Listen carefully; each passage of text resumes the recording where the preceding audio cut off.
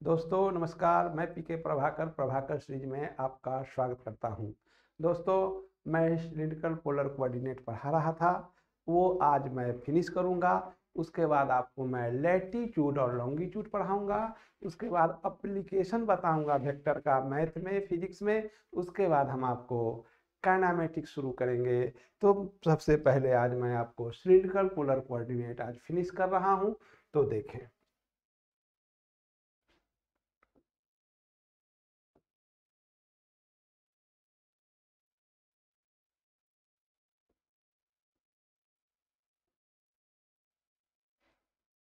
Cylindrical coordinate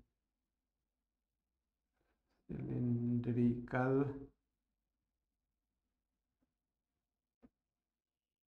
coordinate system.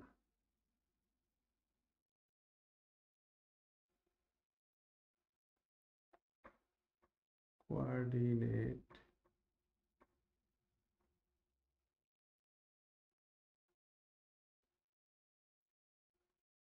System, cylindrical coordinate system.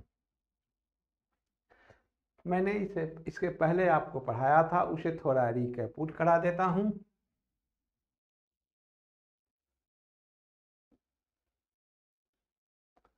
रिकैपिटेशन।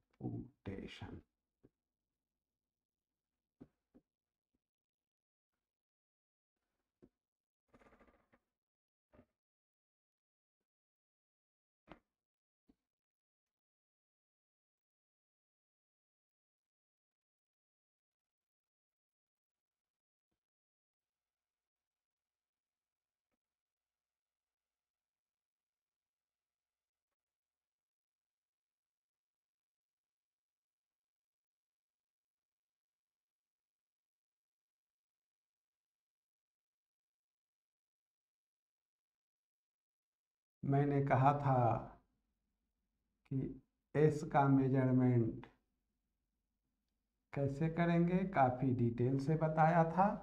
केवल मैं रिकैपिट करा दे रहा हूं, क्योंकि मैं इसे पढ़ा चुका हूं काफ़ी डिटेल में। ये प्रोजेक्शन था ओपी, इसका लेंथ में कोई चेंज नहीं होगा। ये एंगल था फाई, तो ये एंगल होगा 90 डिग्री माइनस फाई। मैंने आपको बताया था R equal to x i plus y j plus z k. X बराबर मैंने बताया था आपको s cos phi i plus s cos 90 minus phi sine phi j plus z k. ये मैं आपको बता चुका था। इसके साथ ही साथ मैंने आपको बताया था यूनिट वेक्टर, इसे कहा था डेवा आर बाई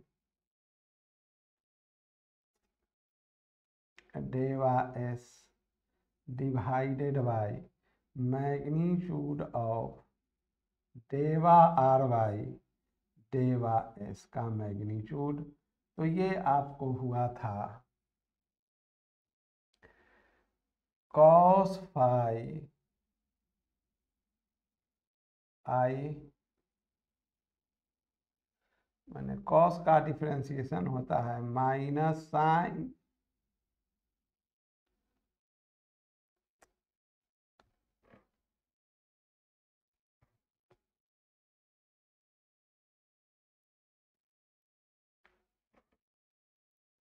ये एस के तुलना में डिफरेंशिएट करेंगे तो cos phi i plus sign phi j plus 0 के, और मैग्नीट्यूड इसका 1 हुआ था। तो ये मैं आपको ऑलरेडी पढ़ा चुका हूँ, केवल रिकैपिट करा दे रहा हूँ। आप चाहें तो डिवाइडेड बाई 1 लिख सकते हैं।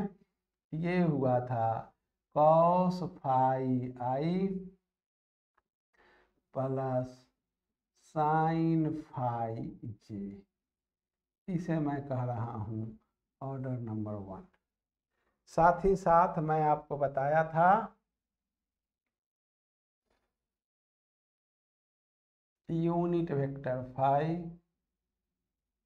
डेवा r by del phi divided by magnitude of del r by del. तो देखो बंधु, सबसे पहले मैं आपको बता रहा हूं del r by del phi, del r by del phi, तो ये हो जाएगा minus s sine phi i plus s cos phi j.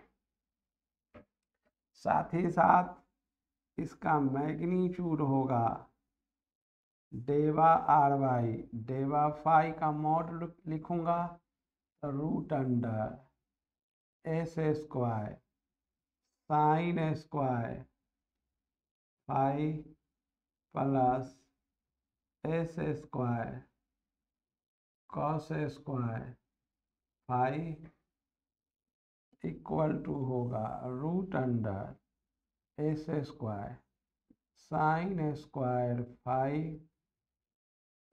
Plus cos square phi equal to हो जाएगा रूट अंडर एस स्क्वायर गुने 1 इक्वल टू एस। तो therefore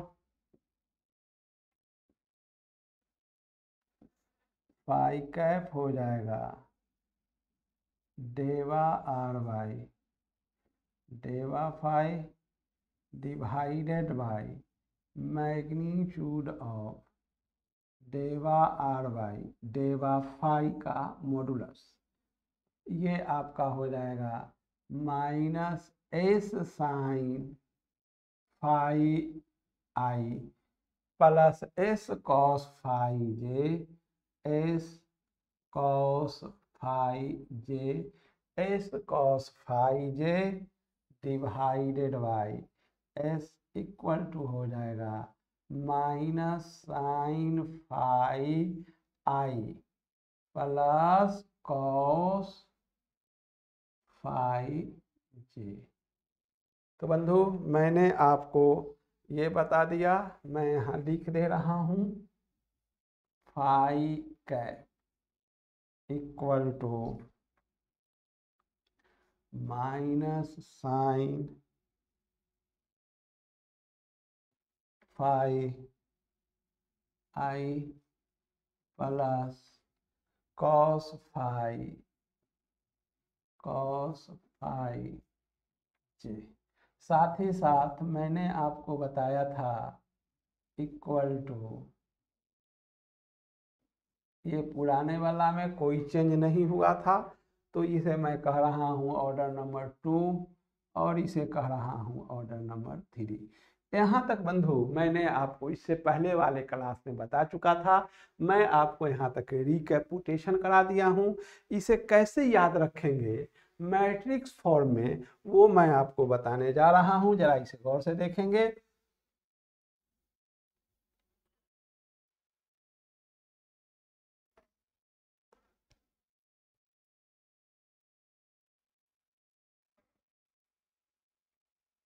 how to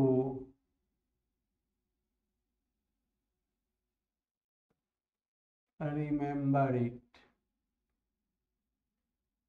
how to remember it in matrix form। देखो बंधु, matrix form में हम कैसे याद रखेंगे ये मैं आपको बता रहा हूँ। एस फाई और ये है के।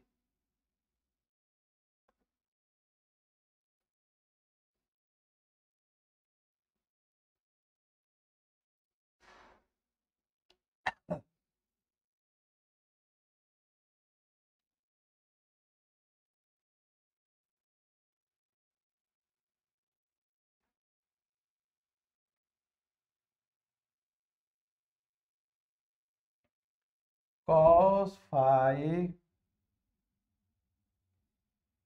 Into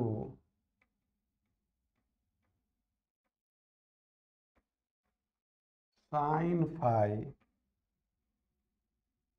0 minus sine phi cos phi 0 0 0 और 1। इसे लिख रहा हूँ आई जे और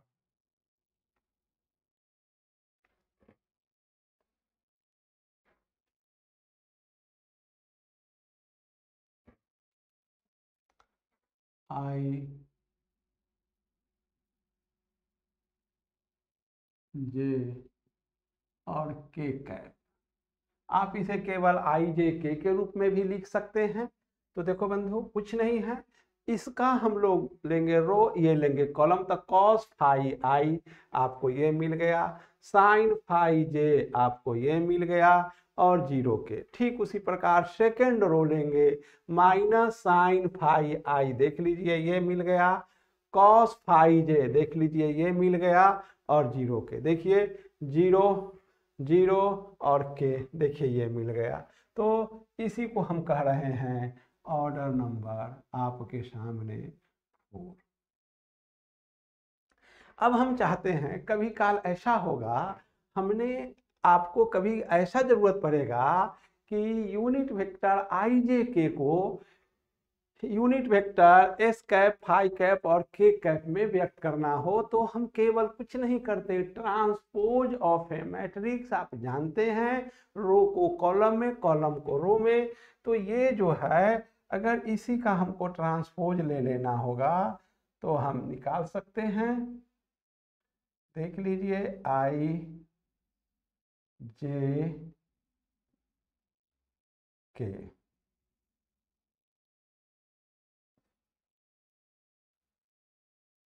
इसका ट्रांसपोज लेंगे, cos phi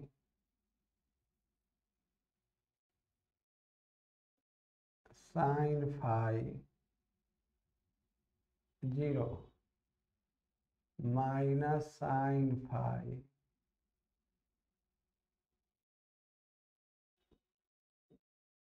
cos phi 0, cos phi sine phi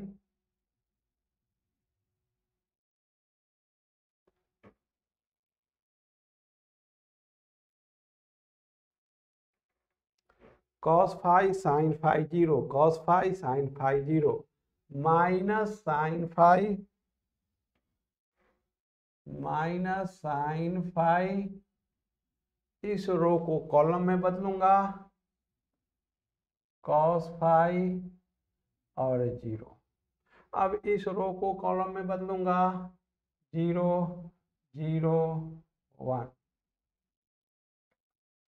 और यहाँ लिखूंगा एस कैप फाई कैप और के कैप।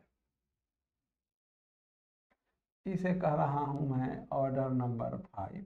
तो बंधु, इसे तुम व्यक्त कर सकते हो यूनिट वेक्टर के रूप में, cos phi S cap minus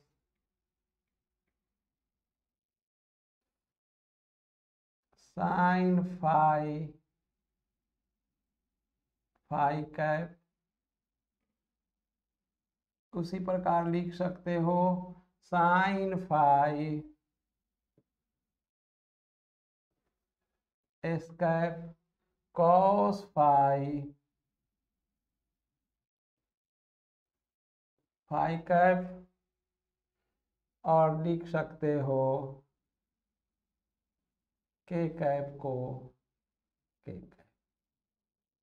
तो इस प्रकार बंधु मैंने आपको बताया यूनिट वेक्टर आई जे के को कैसे हम लोग यूनिट वेक्टर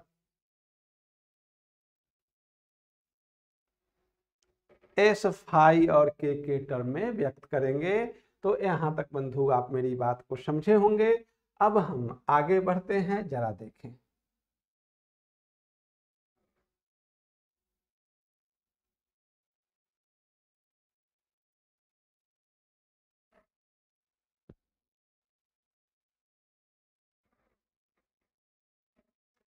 बंधु मैंने आपको बताया था डिस्प्लेसमेंट को लिखने के लिए, तो मैं सबसे पहले आपको कार्टेशियन कोऑर्डिनेट में डिस्प्लेसमेंट बताया था। एक्स एक्सिस है, वाई एक्सिस है और ये आपका जेड एक्सिस है। तो मैंने डिस्प्लेसमेंट बताया था dl, जरा इसे गौर से देखेंगे, dxi ये है infinitesimal change in the direction of I that is along x axis, plus कहा था dyj, प्लस कहा था dzk। देखो बंधु सबसे पहले बोलना सीखो, ये क्या लिखू हूं, डिस्प्लेसमेंट यानी इनफाइनाइटेसिमल चेंज इन x इन along x axis, infinitesimal change इन y along y axis और इनफाइनाइटेसिमल चेंज इन z along z axis। z axis के जाने पर z में क्या चेंज होगा, इनफाइनाइटेसिमल छोटा सा। y एक्सिस के along जाने पर y में कितना चेंज होगा, एकदम छोटा सा dy, और x एक्सिस के along जाने पर x में कितना चेंज होगा, एकदम छोटा सा चेंज। ये मैं आपको कार्टेशियन कोऑर्डिनेट में बताया था। तो अब देखिए ये मैं बता रहा हूं आपको इन सिलिंड्रिकल कोऑर्डिनेट, जरा देख लें आप। ये था कार्टेशियन में, अब मैं आपको बता रहा हूं in cylindrical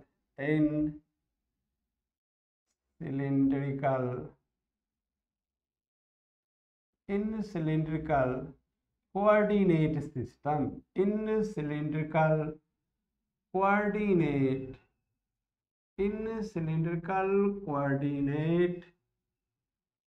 system. In cylindrical coordinate system जो होगा बंधु, जरा इसे गौर से देखें, displacement in cylindrical coordinate system. तो इसे मैं लिखूंगा dls s cap plus dl phi cap plus dlz z cap. देखिए infinitesimal change in displacement along s cap, infinitesimal change in length along phi cap, infinitesimal change in length along z cap. तो बंधु हमने आपको बताया था कि ये क्या होगा, मैं आपको फिर से बतला दे रहा हूं, थोड़ा सा ध्यान से देख लें। बहुत हल्का है, बहुत सिंपल है। ये है जेड एक्सिस, ये है जेड डैश है, ये ओरिजिन है। तो मैंने कहा था यहाँ से लेके यहाँ तक जाइएगा तो ये एस है, तो इसे मैं पी कहूँ। तो थोड़ा सा इनफाइनाइटेसिमल चेंज, इसे मैं पी डैश कहूँगा। तो ये एस है, तो ये है एस प्लस डी एस है। तो ये पी पी डैश जो होगा बंधु रे, ये जो पी पी डैश होगा वो होगा S plus D S minus S, माने ओपी डैश माइनस ओपी, उसी में से इनफाइनाइटेसिमल चेंज करेंगे तो ये हो जाएगा आपका डी एस, और इसी के long unit vector S cap देंगे। तो यहाँ से डी एल एस जो हुआ ये हो गया D S into S cap. ठीक उसी प्रकार जरा आप देख लीजिए,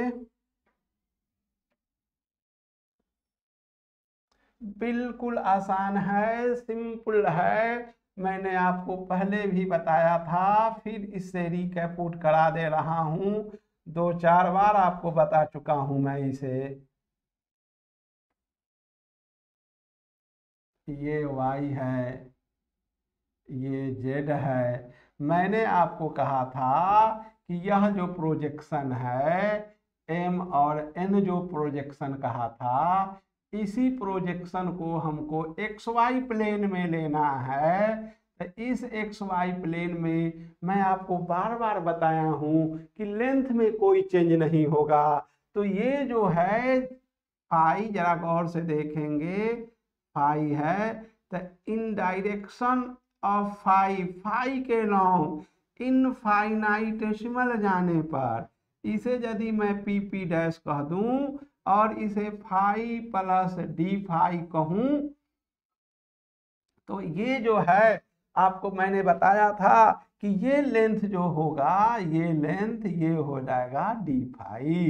तो बेसिक फंडामेंटल में बताया था theta equal to L by R P P dash by S, therefore P P dash equal to हो जाएगा एस डी फाई। तो बंधु मैं आपको बता रहा हूं d L phi equal to हो जाएगा, ये हो जाएगा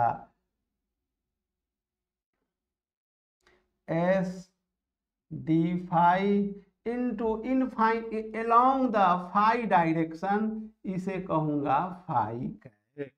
और बंधु ये जो है जेड एक्सिस जो है ये तो पुराने वाला ही है, इसमें तो मुझे कुछ सोचना ही नहीं है। जो पुराना वाला जेड एक्सिस था कार्टेशियन कोऑर्डिनेट वाला, तो ये अगर आपको जो है खूब गौर से देख लीजिए, जेड है।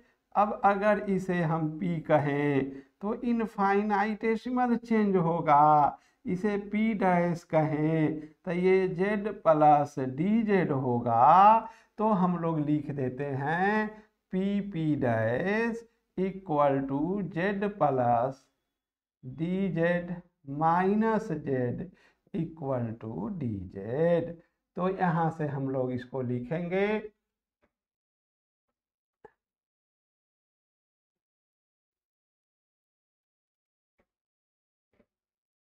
चलिए ये हो गया है, और ये हो जाएगा आपको ये डी जेड। तो बंधु मैं सबको आपको एक जगह लिख दे रहा हूँ, रिकैपूट करा के लिख दे रहा हूँ, एक अलग कलर में लिख दे रहा हूँ। तो देख लीजिए बंधु, ये हो गया है डी एल एस, आपके सामने है D S, D L phi है आपके सामने है S D phi, S D phi, और आपके सामने है D L Z, D Z. तो बंधु डिस्प्लेसमेंट जो होगा, तो ये फाइनल डिस्प्लेसमेंट जो मैं लिखूंगा, therefore d L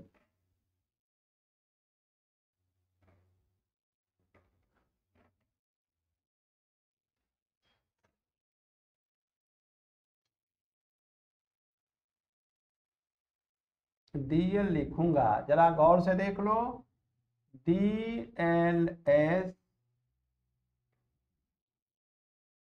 S cap dl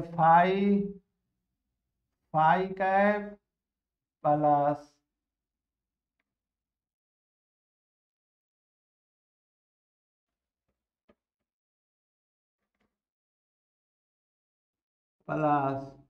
dl z के कैप। तो ये हो गया है आपको ds s cap plus s D phi cap plus D z के कैप। तो बंधु डिस्प्लेसमेंट इन सिलिंड्रिकल कोऑर्डिनेट मैंने आपको बताया, देख लिया जाए। अब मैं आपको बताने जा रहा हूं एरिया, जरा इसे गौर से देखें। तो सबसे इंपॉर्टेंट जो मैंने आपको बताया है अभी अभी, इसे आप गौर से देख लें। बताया आपको DLS, बताया DS, DL फाई, बताया S D फाई, और DLZ बताया आपको DZ। ये एक इम्पॉर्टेंट लिस्ट रहा। अब मैं आपको बताने जा रहा हूं एरिया। तो एरिया, तो बंधु सबसे पहले मैं आपको कार्टेशियन कोऑर्डिनेट में लेके जाऊंगा, जरा इसे गौर से देखो। x है, इसे यदि मैं y कह रहा हूं और इसे मैं z कह रहा हूं।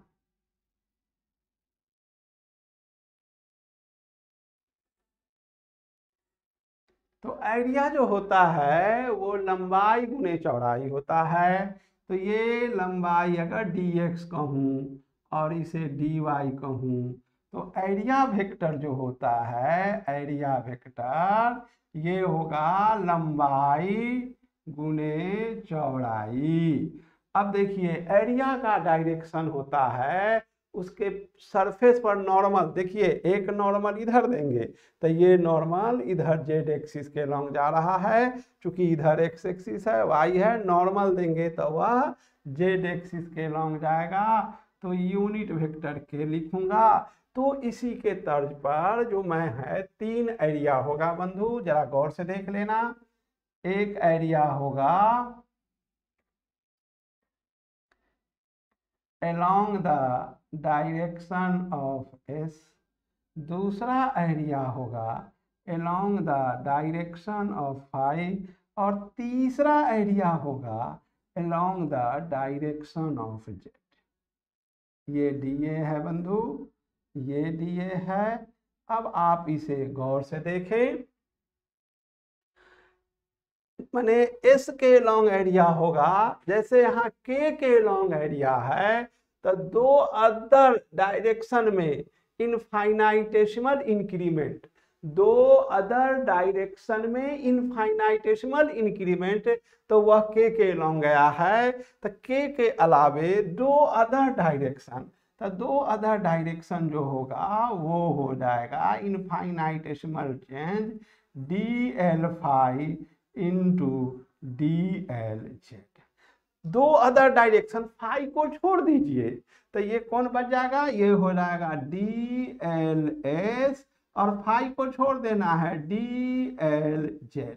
देखिए दो अदर डायरेक्शन, के को छोड़ के, जेड एक्सिस को छोड़ के दो अदर डायरेक्शन जो है वह एक्स और वाई है। तो ठीक एस को छोड़ के दो अदर डायरेक्शन जो होंगे वह फाई और जेड वाला होगा। फाई को छोड़ के दो अदर डायरेक्शन जो होगा वह एस और जेड वाला होगा, और जेड को छोड़ के दो अदर डायरेक्शन जो होंगे वह एस और फाई वाला होगा। अब इसके बाद कुछ नहीं है, बिल्कुल आसान हो गया है। आप इसे पुनः लिख सकते हैं DA देखो बंधु, डी एल फाई यहाँ लिख दिए हैं और डी एल जेड यहाँ लिख दिए हैं, तो ये होगा S D phi D Z और यूनिट वेक्टर हो गया एस कैप। ठीक उसी प्रकार देख लीजिए, दो other direction d L s, तो d S D L Z D z phi cap. ठीक उसी प्रकार ये एरिया होगा, दो अदर डायरेक्शन जेड को छोड़ दीजिए, तो उसको छोड़ देंगे तो हो जाएगा डी एस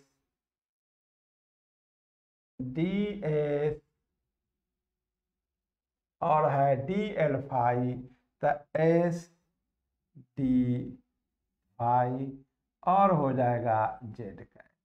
इसे मैं अरेंजमेंट कर सकता हूँ एस डी फाई और जेड का। तो बंधु, ये मैंने आपको एरिया वेक्टर निकाल दिया है आपके सामने में। अब केवल बच गया है, इसे मैं कह रहा हूँ ऑर्डर नंबर 1, इसे कह रहा हूँ ऑर्डर नंबर 2 और इसे कह रहा हूँ ऑर्डर नंबर 3। बंधु, अब मैं आपको वॉल्यूम बता रहा हूँ, खत्म हो जाएगा ये चैप्टर, एंड करेगा, जरा गौर से देख लें।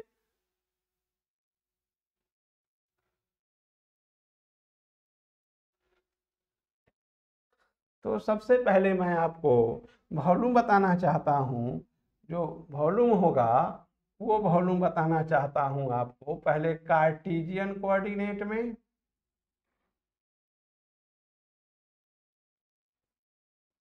ये x है, ये y है और ये z है।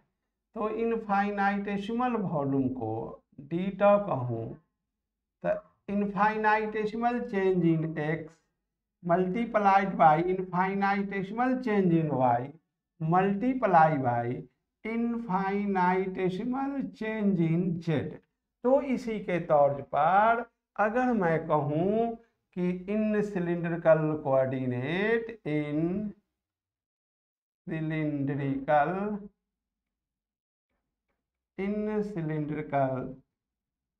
कोऑर्डिनेट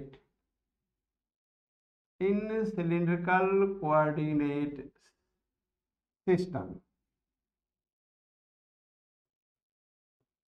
इन सिलिंड्रिकल कोऑर्डिनेट सिस्टम में जो होगा,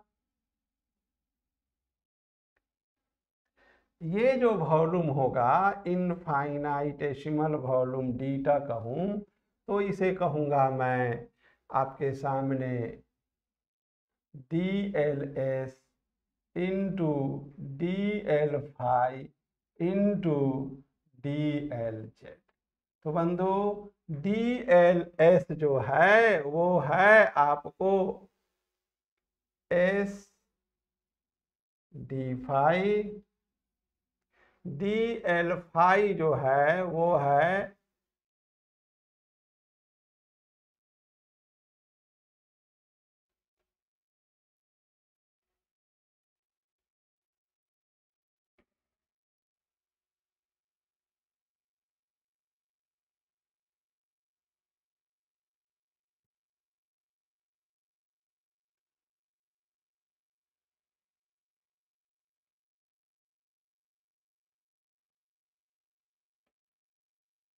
डी एल एस जो है आपके सामने है D S, D L phi जो है वो है एस डी फाई और डी एल जेड जो है वो है आपके सामने डी जेड।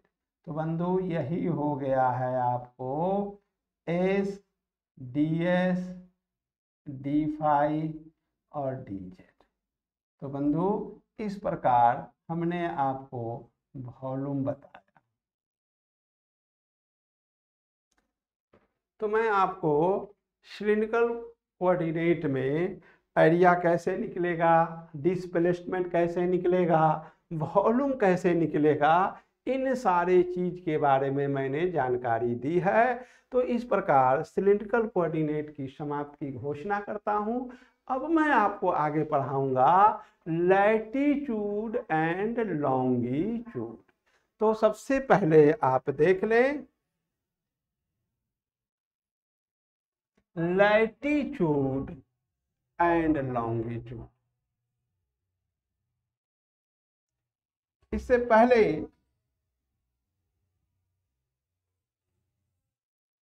मैं आपको अगर कुछ प्रॉब्लम दूं और कहूं कि आप निकालें, तो जैसे आप एक छोटा सा प्रॉब्लम देखें।